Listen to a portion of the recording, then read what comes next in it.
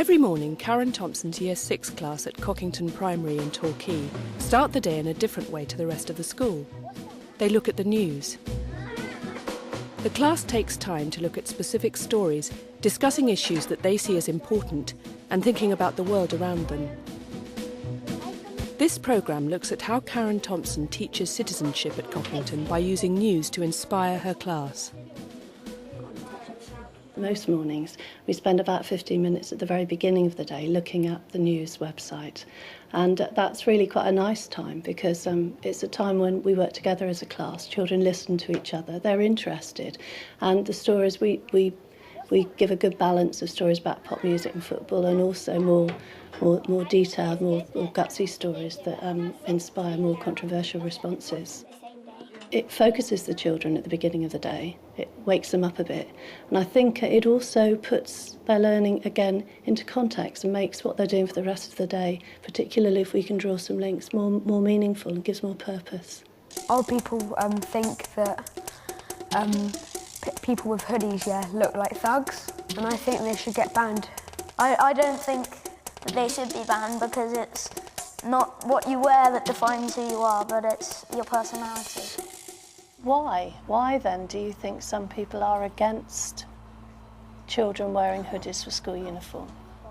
Are all people who wear hoodies bad? Are they all bad people? They're not necessarily all bad because you can get all different colours. Some of them, they don't want to be bad, they just want to have like fashion, but some of them, as we said, they want to hide their identity, so they can't be seen if they want to do anything. I've always been really interested in bringing the news and current affairs into the classroom, both to reflect the work that is being done within the curriculum and also to provide a trigger to other curriculum areas.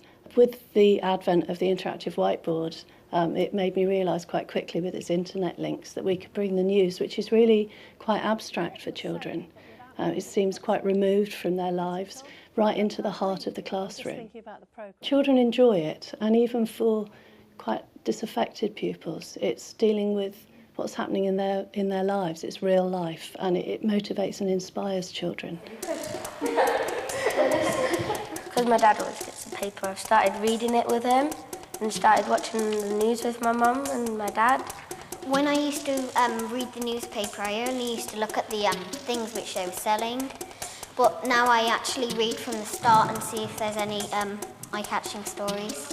I didn't even know about the news website before Miss Thompson showed us, but now my free time I go on it. Within their learning and acquisition of skills, I think they've sharpened and refined their abilities to debate, to take part, to listen and respond to other people are saying. They've developed tolerance and understanding of other people's points of views and how to respect and understand the fact that people have different opinions and different perspectives. This morning, Karen and her class look at a story about child labour in India on the news website. I want to look at this story, actually. What does it say? Diwali sparks child work protest.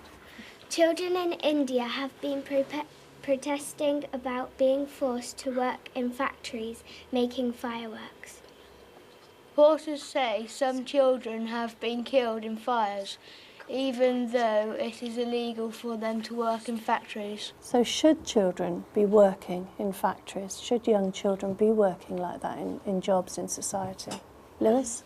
No, because they're too young to work. They're too young to even work in a factory, and it could cause them lifelong damage. They're wasting their life. They should be trying to learn. I didn't really think about where the fireworks are made because you just think that it's just from a shop or somebody from England's made them, but actually some children. Debating and discussing the news has helped the Year 6 children to become responsible citizens through learning to see different perspectives and cooperating with one another. The children use these skills throughout the school in their roles as play buddies, playground monitors, peer mediators, peer mentors,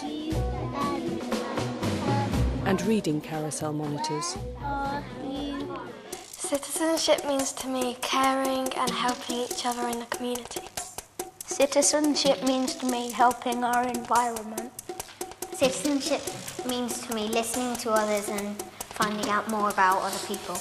Where the news stories link with other areas of the curriculum, it can really enrich and make more meaningful the learning that's going on in those other curriculum areas and give a purpose for learning, and thus embracing the whole of the primary strategy. The meeting is about the future of the factory. For example, in their history lesson, the children are learning about citizenship through the rights of the child by looking at child labour in Victorian times. This links back to a child labour news story the children discussed this morning. Different perspectives going into this problem. The future of the factory and whether children should work in the factory. Everybody has to play a role. The children act out group role plays assuming roles as a working child, middle-class Victorian reformer and factory owner. I think I at least deserve a little more respect from you, and I think I deserve more pay. I don't care, they all smell. 10 more shillings for a whole week of hard child labour. It's not enough. If we think about the wonderful work you've just been doing, looking at that situation of workers in Victorian times, are there any parallels with any of the stories we looked at this morning that are happening now that were reported on the site we were looking at? The Diwali Sparks child protest. Right, so what was that story about, Lewis? Do you remember? It was about children making fireworks. I think learning about citizenship and PSHE as well should be fun. It should be a lesson that during the week the children look forward to and enjoy. If they don't enjoy it, then I think there's something wrong somewhere. It should involve a lot of debate, discussion, children working in different groups, children discussing controversial issues and beginning to formulate their responses. It shouldn't be a lot of written work, a lot of silent individual work, but there should be an emphasis upon collective approaches. I think that the news is essentially controversial, and that most of the stories and most issues that crop up in the news do have different sides, different perspectives upon them. And the children, as peer mediators, are aware of looking at stories from different perspectives and realising that we should respect and value different people's views. In their citizenship lesson this afternoon, the children are looking at common rights for minority groups. Some people who think that the UK is too soft on asylum seekers and they let too many people stay in the country, and they're taking up money and jobs which should go to people in the UK. Who in the story agrees with that philosophy? Gina's mum wants the school to spend all the money on the local people instead of the refugees and asylum seekers. What do you think, Dominic?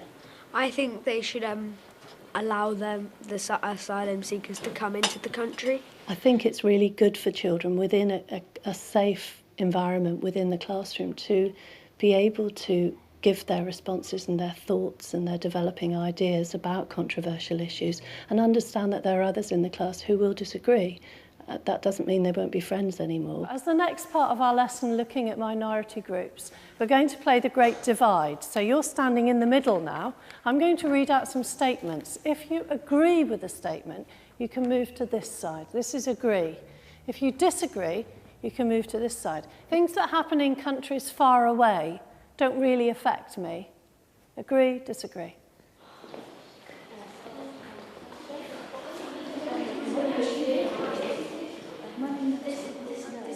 Who wants to say something? If something happens in a different country, I think it affects us because it's the world we live in as well as everyone else's. I also think it's really important that we don't dwell too much on the sadness and the badness of the world, but that we say to children that even though there are worrying things happening in their world, that the majority of people out there are good, and the majority of people want to change it and make it a better place, and that they can feel positive about their futures and about the future of the planet. This is a story, a true story, about a little girl called Aban in Ghana. So she works in Africa. What does it say? She works up to Everybody, her knees in water. Somebody read her story for us, please. Amy, can you read it? Compared to British kids, I have a difficult life.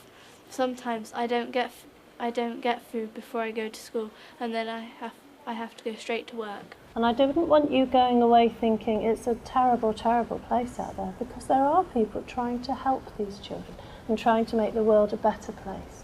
Just like the Victorian social reformers worked hard to make the world a better place for Victorian working children. I also try to involve parents as much as possible, so part of the children's homework is to go home and talk about the news at home and talk about the controversial and sensitive issues that we've discussed in the classroom. I do think that Rachel being exposed to some of the news is a good thing. It helps her understand what's going on in the world. They're not so sort of stuck in a little box anymore. They know what's happening, and it's good for them. They need to know. I think it's absolutely crucial that any teachers of PSH in citizenship ensure that there are clearly defined ground rules in place before embarking upon anything that might be controversial or sensitive. And that because they associate, the children decide themselves what sort of rules they want to promise to agree to. Should we then ban them? Before we look at the website this morning, we want to reaffirm our ground rules so we all feel safe and secure in here. What ground rules would you like to agree to promise to today? Don't interrupt when somebody else is speaking. If someone disagrees with something, like if their best friend says, they don't have to stop being friends. Any other rules, anybody? Don't laugh at other people's thoughts. An excellent one. No laughing, no putting anybody down for their thoughts and their beliefs. Respect what people say inside the circle. When someone says something, you don't tell anyone else. Absolutely. Confidentiality. We keep things that come up in the class here with us. As far as citizenship is concerned, reading the news and then debating and discussing gives them the opportunities to participate, to make choices, make decisions, and consider moral and social dilemmas. In 1955, she refused to give up her bus seat to a white man in Alabama. It was the law at that time that black people should stand up and allow white people to sit down. What do you think about that? I think it's terrible because we should all be treated equally. Thank you. Well done. And in my experience, that taking responsibility and maturity, really, of response, as well as the critical thinking, is then reflected back in their work in the rest of the curriculum. As a family, yes, we're definitely watching the news more because of the questions that Rachel's asking. It's like having a conversation with an adult, really. She's contributing quite a lot to the usual conversations that I would normally have with my husband. Using the news has really changed the children. They're more informed. They are much more prepared to stand up for inequalities and speak out against things which they don't think are right. They're noisier, they've got more to say, but they're tolerant as well, and they're wise. They're developing wisdom and they're really more interesting people.